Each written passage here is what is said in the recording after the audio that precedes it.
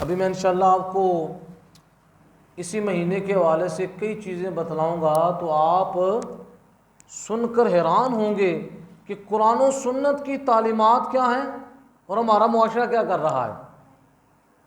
اب اس مہینے کو کہا جاتا ہے صفر المظفر۔ کیا کہا جاتا ہے؟ یہ اسلامی سال کا دوسرا مہینہ ہے۔ لفظ سفر 3 حروف کا مجموعہ ہے، صاد فا را، سفر۔ عربی زبان بہت وسیع و عریض زبان ہے، ایک ہی لفظ کے کئی معنی ہوتے ہیں۔ اب اسی طرح سفر کے کئی معنی ہیں۔ پہلا اس کا معنی یہ ہے کہ اس کو سفر کہنے کی وجہ کیا ہے، اس کو ماہ سفر کہا جاتا ہے۔ پہلے اس کی وجہ یہ ہے کہ اہل عرب کا یہ معمول تھا کہ ماہ سفر شروع ہوتے ہی جنگ اور جدل اور سفر کے ارادے سے اپنے گھروں سے نکل جاتے۔ کس کے ارادے سے؟ جنگ اور جدل، جدل لڑائی کو کہتے ہیں، اور سفر کے ارادے سے اپنے گھروں سے نکل جاتے۔ جب گھروں سے نکلتے تو پیچھے گھر کیا ہو جاتے؟ خالی ہو جاتے۔ تو سفر کا ایک معنی ہے خالی جگہ۔ اسی وجہ سے وہ جو سفر ہوتا ہے جس کو ہم صفر پڑھتے ہیں، وہ لفظ کیا ہے؟ سفر۔ وہ بھی کیا ہوتا ہے؟ خالی ہوتا ہے اندر سے۔ تو اسی مناسبت کی وجہ سے اس مہینے کو کیا کہا گیا؟ سفر کہا گیا، اس وجہ سے کہ جس وقت اہل عرب اپنے گھروں سے نکلتے تھے جنگ اور جدال کے لیے اور سفر کے ارادے سے نکلتے تو پیچھے گھر کیا رہ جاتے؟ خالی رہ جاتے۔ تو اس وجہ سے اس ماہ کو کیا کہا جانے لگا؟ سفر کہا جانے لگا۔ ایک وجہ یہ ہے، اور دوسری وجہ ماہ سفر کو سفر کہنے کی یہ ہے، اس مہینے میں اہل عرب قبائل کے خلاف چڑھائی کرتے تھے اور انہیں بے سر و سامان کر دیتے تھے۔ ایسا جارحانہ تسلط کرتے تھے کہ وہ قبائل کو اہل عرب کیا کر دیتے تھے؟ ان سے سامان وغیرہ چھین لیتے تھے، جس کے نتیجے میں وہ لوگ اپنے ہاتھ کے اندر ہر شے سے خالی ہو جاتے تھے۔ اس وجہ سے اس کو کیا کہا جانے لگا؟ سفر کہا جانے لگا۔ اور تیسری اس کی وجہ یہ ہے کہ اس مہینے میں اہل عرب سفریہ نامی شہر میں جا کر کھانے پینے کی چیزیں جمع کرتے تھے، جس کی وجہ سے ان کے گھر خالی رہ جاتے تھے۔ اس وجہ سے اس ماہ کو کیا کہا جانے لگا؟ سفر کہا جانے لگا۔ اور اس ماہ سفر کے دوسرے نام بھی بیان کیے جاتے ہیں کہ علامہ جلال الدین سیوطی فرماتے ہیں زمانے جاہلیت کے اندر محرم کا کوئی معروف نام نہیں تھا، بلکہ محرم کو اور سفر کو اہل عرب کیا کہتے تھے؟ سفرین کہتے تھے۔ محرم کو اور سفر کو ملا کر کیا کہتے تھے؟ سفرین کہتے تھے۔ اب اہل عرب ربیع الاول، ربیع الثانی، جمادی الاولیٰ، جمادی الاخری کی طرح ان دونوں مہینوں کو یعنی محرم کو صفر الاول اور محرم کے بعد جو دوسرا مہینہ ہے سفر، اس کو کہتے تھے صفر الثانی۔ اور یہ ماہ سفر جو ہے یہ بہت بابرکت مہینہ ہے۔ ہمارے معاشرے کے اندر اس کو کیا سمجھا جاتا ہے؟ اس کے اندر بڑی نحوستیں نازل ہوتی ہیں، اور یہ سفر کا مہینہ بڑی بابرکت والا مہینہ ہے۔ اس وجہ سے اس مہینے کو کہا جاتا ہے صفر المظفر۔ مظفر کا مطلب ہے کامیابی والا۔ کیا کہا جاتا ہے؟ کامیابی والا مہینہ۔ تو اس لفظ کے ساتھ ذکر کیا جاتا ہے مظفر، یعنی یہ مہینہ اس کو نحوست والا مہینہ کوئی نہ سمجھے، بلکہ یہ مہینہ کیا ہے؟ بڑا بابرکت مہینہ ہے۔ اور اسی مہینے کے اندر اہل عرب کے اندر ایک رواج تھا جو حرمت کے مہینے ہیں، جس مہینے کے اندر وہ جنگ و جدال نہیں کیا کرتے تھے۔ حرمت والے مہینوں کے اندر اہل عرب جو ہے وہ کسی قسم کا لڑائی جھگڑا جنگ کا سلسلہ نہیں کیا کرتے تھے۔ اس کے اندر محرم کا مہینہ بھی تھا۔ محرم کے مہینے میں اب وہ کرتے کیا تھے، جب اگر انہیں اس مہینے کے اندر جو ماہ محترم ہے اس مہینے کے اندر جنگ کرنا پڑ جاتی تو ان کا طریقہ کار کیا تھا، مثلا محرم کے اندر انہوں نے جنگ کرنی ہوتی۔ اب اہل عرب کا ایک یہ نظریہ تھا غلط، وہ یہ اپنی عقل سے اس چیز کو گڑھ لیتے تھے کہ جو محرم الحرام کا مہینہ چل رہا ہے یہ ماہ محترم نہیں ہے، بلکہ ماہ محترم کون سا مہینہ ہے، آگے جو سفر کا مہینہ آ رہا ہے۔ جب یہ فرض کر لیتے تھے، پھر فرض کرنے کے بعد کہتے تھے اب ہمارے لیے اس مہینے کے اندر جنگ اور جدل کرنا کیا ہے، جائز ہو گیا۔ اسی طرح آگے سفر کا مہینہ شروع ہو گیا جس کو انہوں نے ماہ محترم فرض کر لیا ہوتا تھا۔ اب پھر اگر جنگ کرنے کا دل کرتا تھا تو وہ کہتے تھے کہ ماہ سفر یہ حرمت والا مہینہ نہیں ہے، بلکہ حرمت والا مہینہ کون سا ہے، وہ ربیع الاول والا مہینہ ہے۔ اسی طرح وہ حرمت والے مہینے کو پورے سال کے اندر کیا کرتے تھے، گھماتے رہتے تھے اور اپنی مرضی کے ساتھ یہ وہ کام کیا کرتے تھے۔ تو اسلام نے آ کر اس حرمت والے مہینوں کی حرمت کو کیا کر دیا، ختم کر دیا، اور فرمایا کہ اس مہینے کے اندر جنگ و جدال کی شریعت اسلامیہ نے کیا کر دی، اجازت دے دی۔ تو یہ اہل عرب کا ایک طریقہ کار تھا کہ وہ سفر کے اندر یہ طریقہ کار کیا کرتے تھے، اور باقاعدہ سفر المظفر کے مہینے کے اندر ہمارے بزرگان دین علیہم الرحمہ نے کئی وظائف بھی ارشاد فرمائے کہ سفر کے مہینے کے اندر فلاں فلاں تاریخ کو اس طرح کوئی عمل کیا جائے تو اللہ تعالیٰ پورے سال کی آفات و بلیات سے حفاظت فرماتا ہے۔ جس طرح ایک وظیفہ حضرت شیخ عبدالحق محدث دہلوی رحمۃ اللہ تعالیٰ علیہ، بہت پائے کے محدث ہیں، ان کی کتاب ہے راحت القلوب، فارسی زبان کے اندر ہے۔ اس کتاب کے اندر انہوں نے یہ وظیفہ ارشاد فرمایا کہ ماہ سفر کی پہلی رات کے اندر نماز عشاء کے بعد جو شخص یہ وظیفہ کرتا ہے تو اللہ پاک اس کو بہت بڑا ثواب بھی عطا فرماتا ہے، اور اللہ تعالیٰ اس کو ہر قسم کی مصیبت سے بھی حفاظت فرماتا ہے۔ اور یہ وظیفہ کب ہے؟ ماہ سفر کی پہلی رات کو نماز عشاء کے بعد ہے۔ وہ کیا ہے؟ 4 رکعت نماز نفل پڑھنی۔ اس طرح کہ پہلی رکعت کے اندر سورہ فاتحہ کے بعد سورہ کافرون 15 مرتبہ پڑھے، سورہ کافرون 15 مرتبہ پڑھے، اور دوسری رکعت میں سورۃ الفاتحہ کے بعد سورہ اخلاص جو ہے وہ 11 مرتبہ پڑھے۔ 15 مرتبہ کیا پڑھنی ہے؟ کافرون، پھر دوسری رکعت میں سورۃ الفاتحہ کے بعد سورہ اخلاص کتنی دفعہ؟ 11 مرتبہ پڑھنی ہے، اور تیسری رکعت کے اندر سورہ فاتحہ کے بعد سورہ فلق، قل اعوذ برب الفلق، یہ 15 بار پڑھے۔ کتنے دفعہ؟ 15 بار۔ اور چوتھی رکعت میں سورہ ناس جو ہے سورہ فاتحہ کے بعد وہ بھی 15 مرتبہ پڑھے۔ کتنے دفعہ پڑھے؟ یعنی سورہ اخلاص کتنے دفعہ پڑھنی ہے؟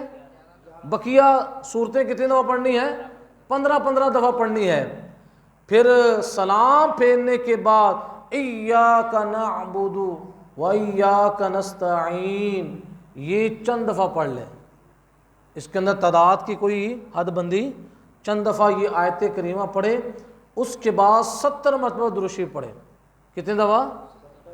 تو اس وظیفے کی برکت سے حضرت شیخ عبدالحق محدث دہلوی رحمۃ اللہ تعالی علیہ فرماتے ہیں اللہ پاک کی بارگاہ سے اس بندے کو بہت زیادہ ثواب بھی ملے گا، اور اللہ تبارک و تعالی اس کو آفات و بلیات سے حفاظت بھی عطا فرمائے گا۔ اب یہ اس مہینے کی برکت ہے کہ اس مہینے کے اندر جو یہ کام کرے گا اللہ تعالیٰ اس کو کتنی برکت عطا فرمائے گا، کیونکہ آفات و بلیات کا سلسلہ ہر وقت انسان کے ساتھ رہتا ہے۔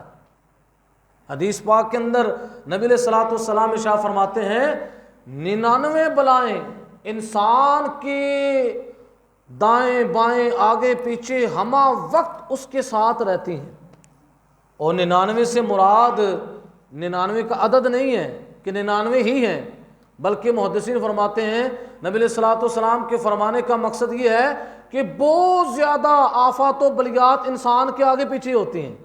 وہ آفات و بلیات جو ہے وہ موت کا ذریعہ بننے کے لیے ہوتی ہیں کہ اللہ پاک ہم میں سے کسی کو موت کا ذریعہ بنا دے۔ حضور فرماتے ہیں اگر بندہ ان آفات و بلیات سے بچ بھی جائے تو پھر بڑھاپا تو ہے جو اس کو موت کی طرف لے کے جانے والا ہے۔ تو انسان جو ہے ہمہ وقت جو ہے مصائب و الام کے اندر گرا ہوا ہے۔ تو جو بندہ ماہ سفر کی پہلی تاریخ کے اندر عشاء کے بعد یہ وظیفہ کرے گا، اللہ تعالیٰ اس کی مصیبتوں سے حفاظت عطا فرمائے گا۔ اسی طرح ماہ سفر المظفر کے اندر اللہ تعالیٰ وظیفے کی برکت سے اللہ تعالیٰ رزق کے اندر بھی برکت عطا فرماتا ہے۔ اس کو علماء نے بیان فرمایا کہ جو کوئی ماہ سفر کے آخری بدھ کو، اب آخری بدھ آنا ہے، پہلی تاریخ تو گزر گئی ہے، کوئی وظیفہ نہیں ہو سکتا، آخری بدھ کو یہ وظیفہ کرے گا تو اللہ تبارک و تعالی مہینہ ختم ہونے سے پہلے اس کو غنی فرما دے گا۔ اور وہ وظیفہ کیا ہے؟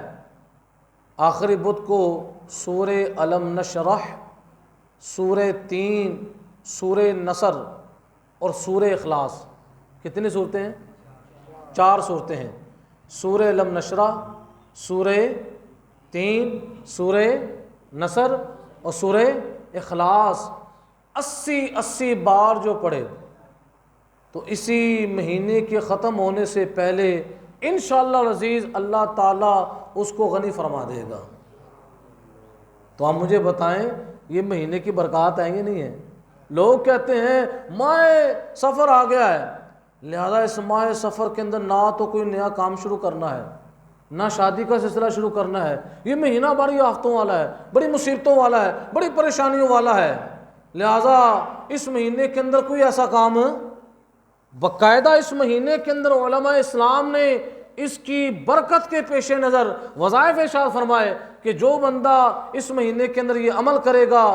اور جواہر خمسہ یہ بھی ایک کتاب ہے جس کے اندر وظائف کو بیان کیا گیا، بڑی کمال کی کتاب ہے، اور اس کے اندر ایسے ایسے وظائف بیان کیے گئے ہیں کہ جو پتھروں کو بھی پگھلا دیں، ایسے ایسے زبردست اس کے اندر وظائف بیان کیے گئے ہیں۔ جواہر خمسہ کتاب کا یہ نام ہے۔ اس کے اندر جو صاحب جواہر خمسہ ہے وہ فرماتے ہیں کہ جو یہ وظیفہ کرے گا 80 بار، سورہ الم نشرح، سورہ 3، سورہ نصر اور سورہ اخلاص، تو اللہ تبارک و تعالی اس کی عمر کے اندر درازی پیدا فرما دے گا، اس کی عمر کے اندر برکت ہو جائے گی، اس کی عمر کے اندر برکت ہو جائے گی۔ اور آپ کو پتہ ہے کہ ذی الحج کے بعد محرم ہے، جو حجاج کرام ہیں وہ بیت اللہ کا حج کرنے کے بعد اپنے اپنے گھروں کو واپس آتے ہیں، کوئی تو ذی الحج کے آخر میں آ جاتا ہے، کوئی ماہ محرم کے اندر آ جاتا ہے۔ تو اس کے بارے میں حضرت سیدنا عمر فاروق رضی اللہ تعالی عنہ کا فرمان ہے، آپ فرماتے ہیں حج کرنے والا مغفرت یافتہ ہے، جب جاتا ہے اپنے گناہوں کو ساتھ لے کر جاتا ہے، اور جس وقت حج کر کے واپس آتا ہے تو گناہوں سے صاف ستھرا ہو جاتا ہے۔ میرے آقا علیہ السلام فرماتے ہیں ایسا ہو جاتا ہے جس طرح ابھی اپنی ماں کے پیٹ سے پیدا ہوا۔ حج انسان کو گناہوں سے صاف ستھرا کر دیتا ہے، بشرطے کہ حج مبرور ہو، حج مقبول ہو، ریاکاری والا حج نہ ہو۔ تو حضرت فاروق اعظم رضی اللہ تعالیٰ عنہ فرماتے ہیں حج کرنے والا مغفرت یافتہ ہے، اور حاجی ذوالحجۃ الحرام، محرم الحرام، سفر المظفر اور ربیع الاول کے 20 دنوں میں جس کے لیے بھی بخشش کی دعا مانگے گا اللہ تعالیٰ اس کی مغفرت فرما دے گا، اس کی کیا ہو جائے گی۔ یہ اللہ پاک نے بالخصوص حاجی کو یہ ایک شرف عطا فرمایا ہے کہ بیت اللہ کا حج کرنے کے بعد وہ اپنے گھر میں آیا، خود تو وہ مغفرت یافتہ ہو چکا ہے، اب محرم الحرام کا مہینہ ہے، سفر کا مہینہ ہے، اور ربیع الاول کے کتنے دن ہیں؟ 20 دن۔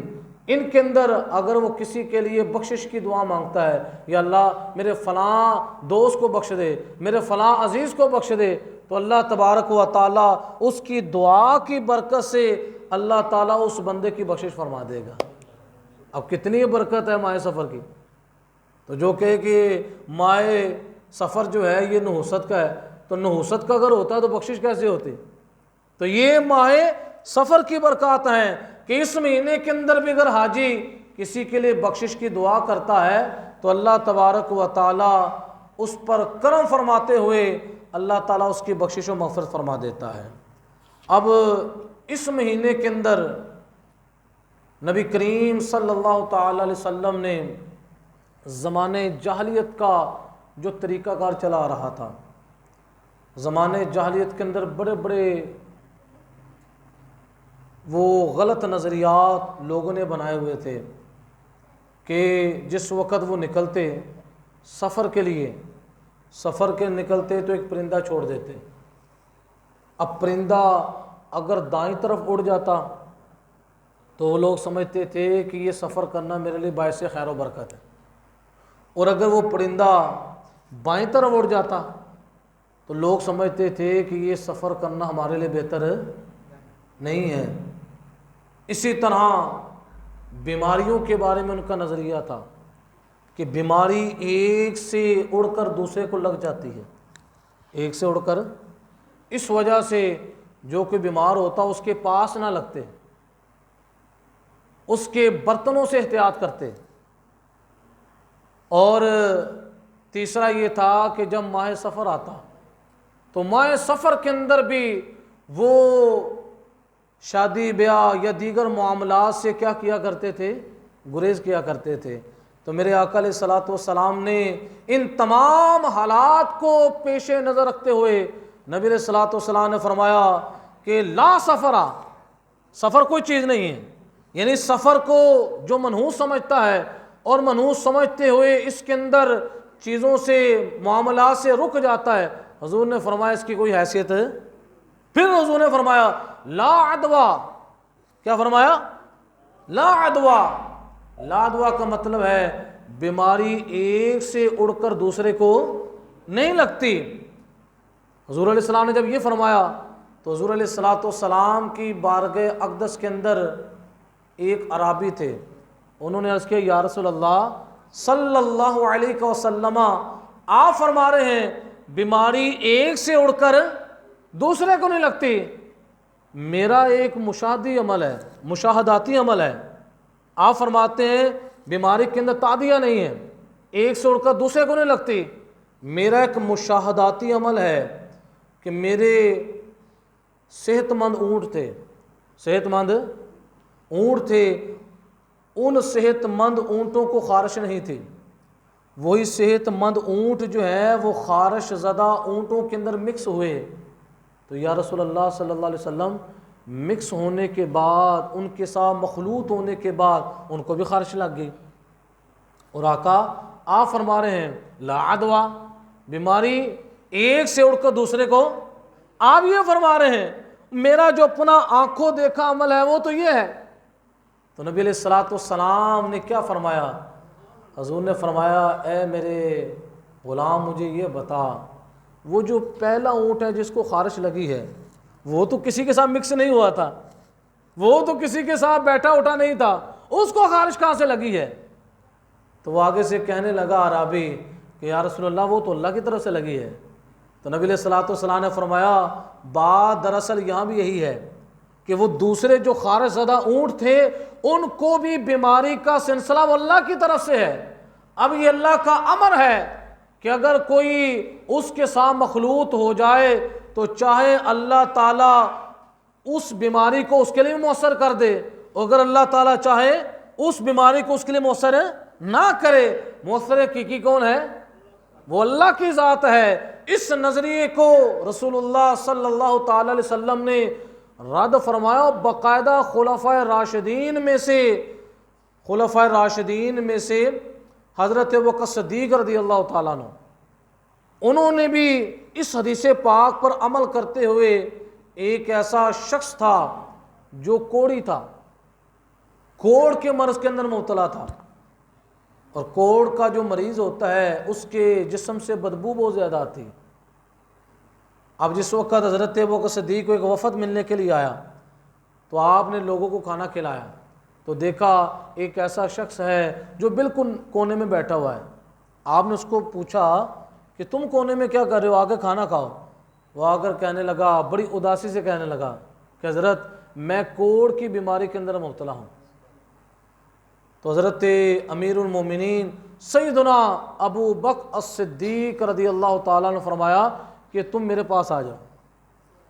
اپنے پاس بلایا، اور یہ بھی نہیں سالن ڈال کر دوسری پلیٹ میں ڈال دیا، بلکہ حضرت سیدنا ابو بکر صدیق رضی اللہ تعالیٰ عنہ نے اپنی پلیٹ میں سے اس کو کھلایا۔ اور صحابہ فرماتے ہیں جس جگہ سے وہ نوالے اٹھاتا تھا اسی جگہ سے حضرت صدیق اکبر نوالا لگاتے تھے۔ یہ کیوں کرتے تھے کہ سیدنا صدیق اکبر کے سامنے حضور کا عمل تھا کہ نبی علیہ الصلوۃ والسلام نے بھی ایک کوڑی کے ساتھ کھانا کھایا اور یہ بتایا کہ جو بیماری ہے وہ ایک سے اڑ کر دوسرے کو لگتی، اس کا خالق اور مالک کون ہے؟ وہ اللہ ہے۔ اللہ چاہے گا تو مریض بیمار ہوگا، اور اگر اللہ نہ چاہے گا تو کائنات کا کوئی جراثیم جو ہے بندے کو بیمار کر سکتا نہیں ہے۔ تو اس نظریے کا بھی رد حضور علیہ السلام نے فرمایا کہ لا عدویٰ، بیماری ایک سے اڑ کر دوسرے کو لگتی۔ پھر تیسرا جو نظریہ تھا جس کے اندر نبی علیہ الصلوۃ والسلام کے زمانے کے اندر جاہلیت سے طریقہ چلا رہا تھا، پرندہ اڑاتے تھے، دائیں طرف اڑتا تو لوگ سمجھتے تھے سفر اچھا ہے، بائیں طرف اڑتا سفر اچھا، تو نبی علیہ السلام نے فرمایا لا تیرا، یہ پرندہ بازی کوئی چیز ہے کہ پرندے نے آ کر لوگوں کی تقدیر کا فیصلہ کرنا ہے؟ تو آپ نے اس چیز کی نفی فرمائی۔ تو آج یہ ماہ سفر المظفر کا مہینہ چل رہا ہے، تو اس سفر کے مہینے کے اندر بھی لوگوں کے نظریات بڑے غلط ہو چکے ہیں، اور اس مہینے کو ماہ منحوس سمجھتے ہیں، شادیوں سے گریز کرتے ہیں۔ آج بھی آپ دیکھ لیں شادی حال سارے بند ہیں، پروگرام ہوتا ہی نہیں ہے۔ کیا جی سفر کے مہینے میں شادی نہیں کرنی چاہیے، اگر شادی کر دی تو پھر وہ شادی جو ہے وہ پایہ تکمیل تک پہنچے گی جب ہمارے آقا علیہ الصلوۃ والسلام فرما رہے ہیں کہ سفر المظفر کے مہینے کے اندر لا سفرا، اس کے اندر کوئی ایسی قباحت والی چیز ہے، تو ہم اپنے نبی کا کلمہ پڑھنے والے ہیں، تو ہمیں پریشانی کی ضرورت کیا ہے کہ ہم سفر المظفر کے مہینے کے اندر ایسی بدشگونیوں کا شکار ہوں۔ اور آج کل ہمارے معاشرے کے اندر لوگ اتنے وہمی بن چکے ہیں، کوئی بندہ گھر سے نکلا اور اس کے آگے سے کالی بلی گزر گئی تو لوگ پریشان ہو جاتے ہیں، او ہو آج کالی بلی گزر گئی ہے، کوئی لگتا ہے مسئلہ خراب ہونے والا ہے۔ کیا ہونے لگا ہے؟ اور اسی طرح اگر گھر کے اوپر وہ جو کوا ہے چند کوے بیٹھ جائیں، لوگ سمجھتے ہیں لگتا ہے آج گھر میں کوئی مہمان آنے والا ہے۔ اب اس طرح کے لوگوں نے ایک نظریات گھڑ لیے ہیں۔ اگر مہمانوں کا سلسلہ ہو تو پھر آپ ساحل سمندر پر چلے جائیں، اتنے آپ کو کوے ملیں گے، اور وہاں پر ساحل سمندر پر کوئی رہنے والا ہے ہی نہیں۔ لوگ شہروں سے جا کر ساحل سمندر کا سفر کرتے ہیں اور جا کر اس کی سیر کرتے ہیں۔ تو یہ لوگوں کے کیا ہیں؟ غلط نظریات ہیں۔ وہ لوگ غلط نظریات کو اپنائے ہوئے ڈرتے ان چیزوں سے ہیں، اللہ سے ڈرتے جو ہمارا خالق بھی ہے، ہمارا مالک بھی ہے۔ تو اس طرح کے نظریات سے ہمارے معاشرے کے اندر پائے جاتے ہیں۔ کئی دفعہ یہ دیکھ لیں آج کل لوگ یہ سرخ اور سیاہ ڈوریاں ہاتھوں میں پہن لیتے ہیں، پتہ نہیں یہ چیزیں کہاں سے نکل آئی ہیں، اور جا کر درباروں پر جا کر تالے لگا دیتے ہیں۔ آپ درباروں پر جائیں، کہیں آپ کو نظر آئے گی وہاں پر ڈوریاں کیا کر دیتے ہیں، اور جا کہتے ہیں بابا جی میں اس وقت آ کر کھولوں گا جس وقت میرا کام ہوگا۔ اسلام کے اندر یہ کون سا طریقہ کار ہے کہ جا کر تالے لگاؤ اور چابی اپنے جیب میں ڈال کر آ جاؤ، اور بابا جی سے کہہ کر آؤ کہ میں اس وقت آؤں گا چاہے آپ میری حاجت جو ہے مہینے کے اندر پوری کر دیں، آ کر تالا کھولوں گا۔ تو یہ غلط نظریات جو ہمارے معاشرے کے اندر پائے جا رہے ہیں، اب وہی بندہ در در پھر رہا ہے، اس کو یہ سوچنا چاہیے تو کہاں در در پھر رہا ہے؟ اپنے معاملات کے اندر غور کر، کیا تو نماز پنجگانہ کا عادی ہے؟ نماز پنجگانہ تو نہیں پڑھتا، سب سے بڑا منحوس تو آپ ہی ہے کہ تو 5 وقت کی نماز چھوڑ رہا ہے، اس کی طرح توجہ نہیں کرنی۔ پھر اسی سے پوچھا جائے بتا تیرے کھانے پینے کے معاملات کہاں سے ہیں؟ 2 نمبر کام تو کرتا ہے، رشوت تو لیتا ہے، سود پر لین دین تو کرتا ہے، بجلی چوری تو کرتا ہے، پھر بھی کہتا ہے یار میرے حالات سیٹ کیوں نہیں ہوتے، میرے حالات کے اندر بہتری کیوں نہیں آتی؟ سارے منحوسوں والے کام تو کر رہا ہے، بجلی چوری تو کر رہا ہے، رشوت کا لین دین تو کر رہا ہے، رشوت کا اور سود کا لین دین تو کر رہا ہے، پھر بھی تو کہتا ہے کہ میرے معاملات کے اندر کیا ہے؟ برکت آئے۔ اور جب معاملات کے اندر تنزلی آئے تو لوگ کیا کر دیتے ہیں؟ ڈال کسی اور پر دیتے ہیں۔ کوئی بیچارہ مہمان رشتہ دار گھر میں ملنے کے لیے آیا، کئی عرصے بعد آیا ہے، اب وہ کھانا کھا کر گیا ہے، اس کے بعد اگر اللہ کی طرف سے کوئی آفت آ گئی، اللہ کی طرف سے کوئی آفت آ گئی، کوئی بچہ سیڑھیوں سے گر گیا، اس کا سر پھٹ گیا، تو لوگ کہتے ہیں دیکھا فلاں میرا رشتہ دار گھر میں آیا، اس نے لگتا ہے کوئی تعویذ رکھ دیا ہے یا کوئی ایسی چیز لے کر آیا جس کی وجہ سے آج تک تو میرا بیٹا گرا ہی نہیں ہے، اس کے آنے کے بعد بیٹا کیا ہو گیا؟ اس کو پتہ نہیں ہے، وہ مہمان بن کر آیا ہے، تو نے اس کو کھانا کھلایا، ہو سکتا ہے تیرے بیٹے کے بارے میں اللہ کا بڑا فیصلہ ہو۔ کیا ہو؟ بڑا فیصلہ کیا ہو کہ اس کی ٹانگ جو ہے وہ کٹنے والی ہو، ٹانگ ازلی فیصلہ یہ ہوا ہو، لیکن تو نے اس رشتہ دار کی مہمان نوازی کی، اس کی دل جوئی کی، اللہ نے اس خدمت کے نتیجے کے اندر وہ جو ٹانگ کٹنے والا مسئلہ تھا اس کو ٹانگ کے زخم کی طرح منتقل کر دیا کہ وہ زخم جو ہے چند دنوں کے بعد کیا ہو جائے گا؟ ٹھیک ہو جائے گا اور بچہ چلنا شروع کر دے گا۔ اب مجھے بتاؤ، وہ مہمان تو تجھے خوشی دے کر گیا ہے کہ تیرے بچے پر جو حادثہ آنے والا تھا اس کی ٹانگ کٹنے والی تھی، تو نے اس مہمان کی کیا کی؟ مہمان نوازی کی، اس کی برکت سے اللہ نے بڑا حادثہ ٹال دیا اور چھوٹا حادثہ تجھے دے دیا۔ اگر تجھے پتہ ہو میرے اوپر تو کرم ہو گیا ہے، اس مہمان کی برکت سے اللہ نے مجھ پر فضل کر دیا ہے، تو اس کو برا بلا نہ کہے، بلکہ پھر مزید اس کو دعوت دے کہ یار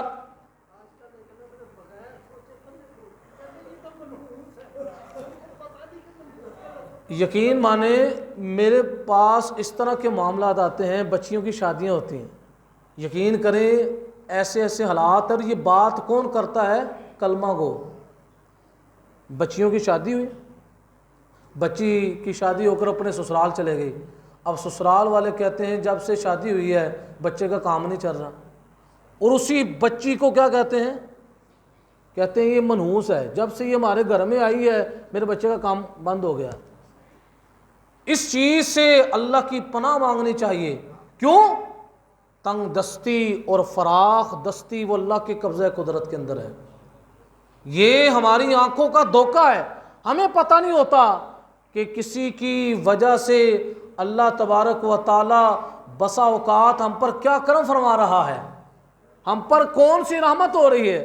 ہم ظاہری طور پر معاملہ دیکھتے ہیں کہ ظاہری طور پر معاملہ اس طرح ہوا، اس کی وجہ سے، اور یہاں تک حالات ہو چکے ہیں لوگوں نے اپنے گھروں میں کیمرے اس نیت سے لگائے ہیں کہ فلاں میرا رشتہ دار آتا ہے، جب بھی وہ آتا ہے تو ہمارے بعد اس کے جانے کے بعد ہمارے گھر کے معاملات ڈسٹرب ہو جاتے ہیں، لگتا ہے کہ کوئی چیز رکھ کر گیا ہے۔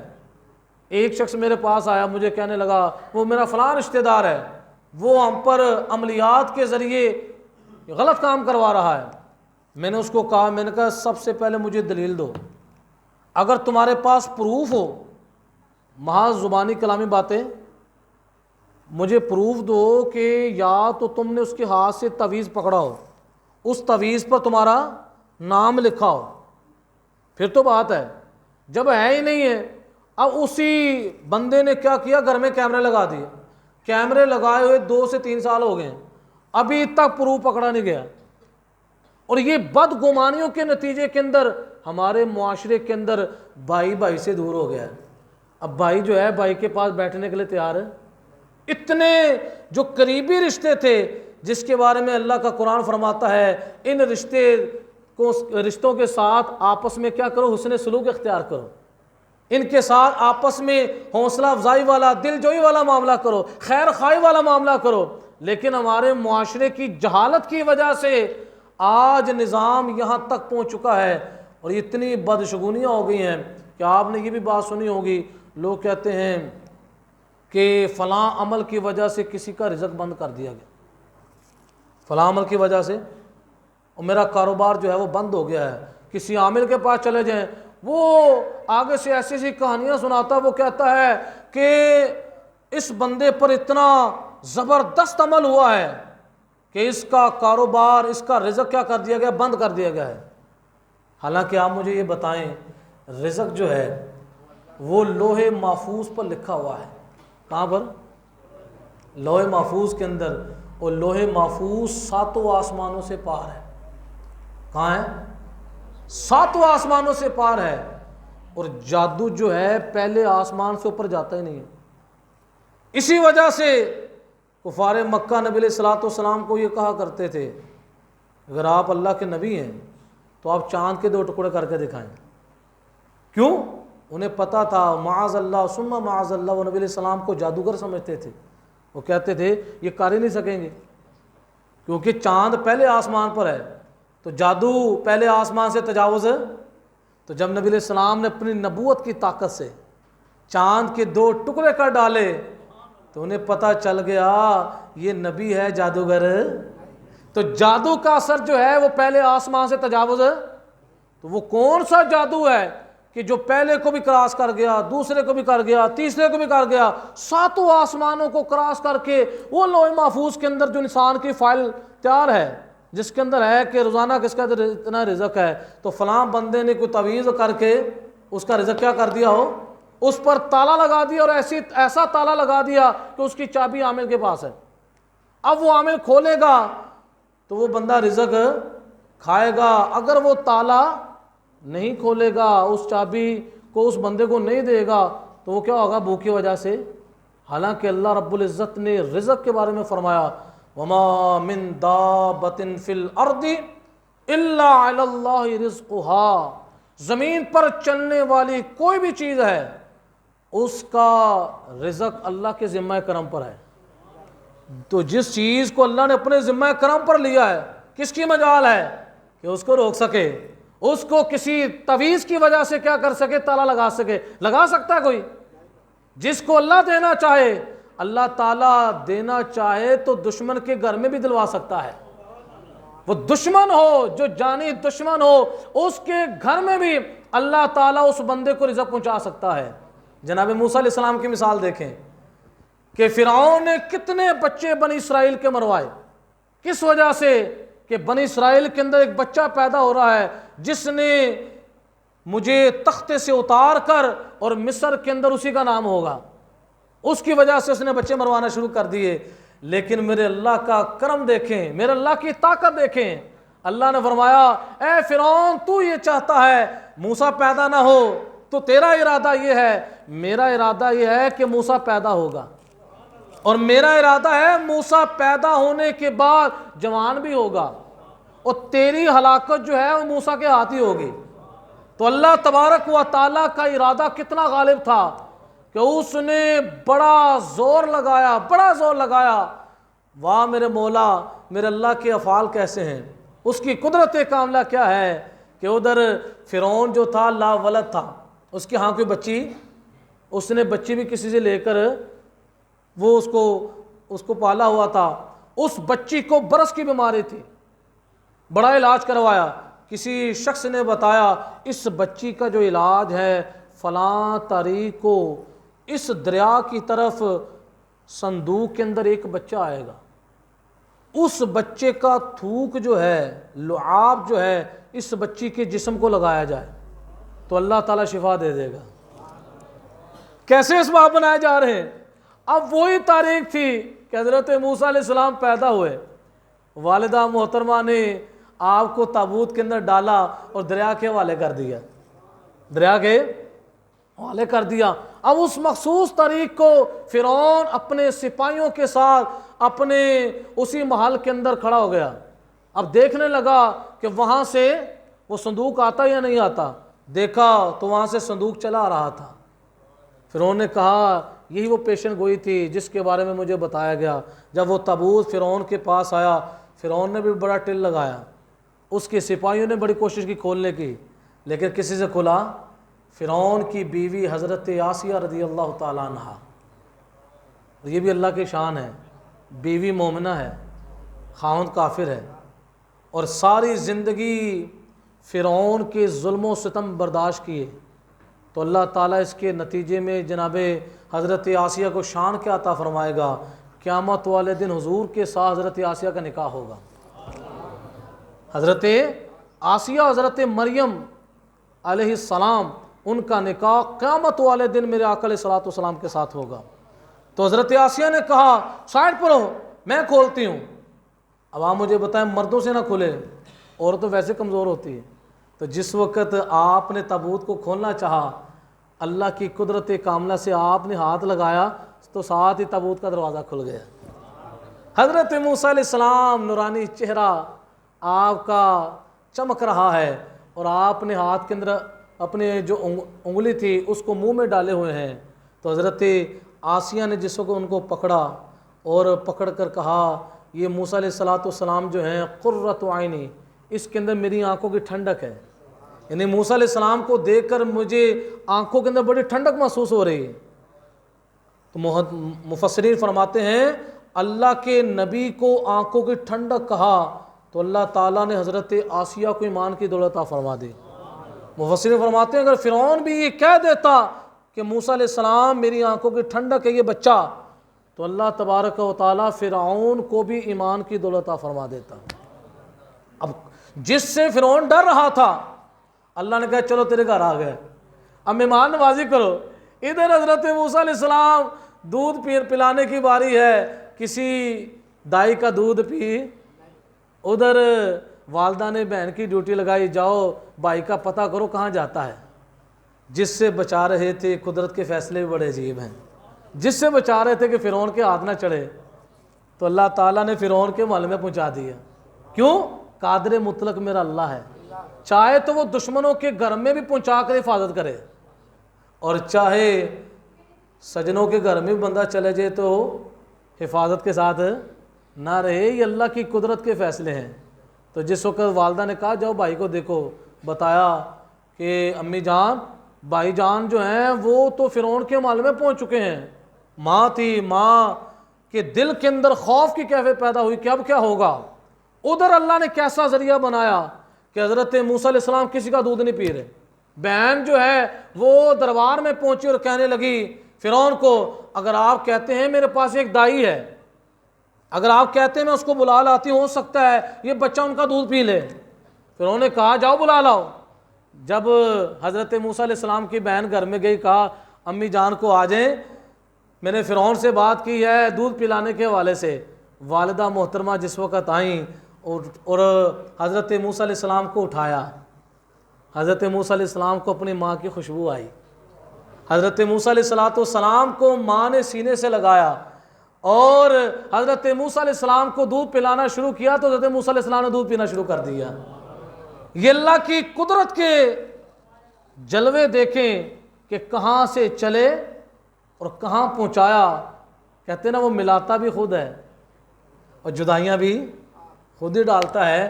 تو اس وجہ سے ہمارا یقین کامل کس پر ہونا چاہیے؟ اللہ پر ہونا چاہیے۔ یہ جاہلیت کی جتنے بھی باتیں ہیں جو اسلام سے ٹکراتی ہیں اس کو ہم ماننے کے لیے تیار ہیں۔ یہ ہمارے معاشرے کے اندر یہ جاہلیت کی اتنی باتیں دن بدن پھیلتی جا رہی ہیں جس کا نہ اسلام کے اندر ثبوت ہے، اور لوگ اسی باتوں کو لے کر بھائی بھائی سے دور ہے۔ بھائی جو ہے وہ بہن کو نہیں ملتا، بہن جو ہے بھائی کو نہیں ملتی، بدگمانیوں کا ایک سلسلہ چلتا آ رہا ہے۔ تو ان چیزوں سے ہم نے کیا کرنا ہے؟ اپنے آپ کو محفوظ کرنا ہے۔ تو یہ مہینہ جو سفر کا ہے، اس مہینے کے اندر بھی لوگ بدگمانیاں کرتے ہیں، اور اس مہینے کے اندر جو آخری بدھ آتا ہے، آپ نے دیکھا ہوگا لوگ سفر سیر کرنے کے لیے نکلتے ہیں، کیا کرتے ہیں؟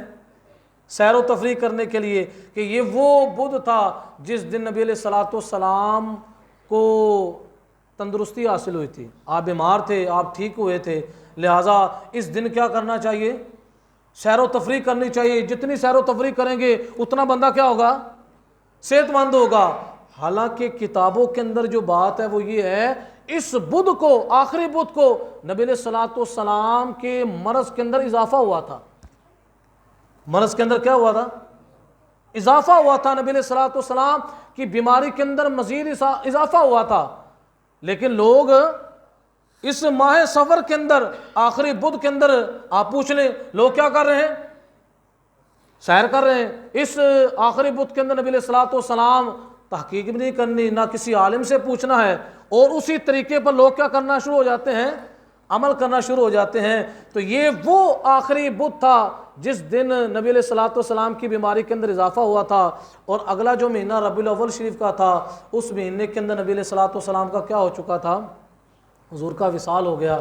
تو پیارے دوستو، بتانے کا آج کا مقصد یہ ہے کہ ماہ صفر المظفر جو ہے، یہ کوئی منحوس مہینہ، یہ بڑا بابرکت مہینہ ہے۔ اس مہینے کے حوالے سے علماء کرام نے، بزرگان دین نے باقاعدہ وظائف ارشاد فرمائے کہ جو اس مہینے کے اندر وظائف کرے گا اللہ تعالیٰ اس کو کئی برکات عطا فرمائے گا۔ لہٰذا اس مہینے کے اندر شادی کی بھی کیا ہے؟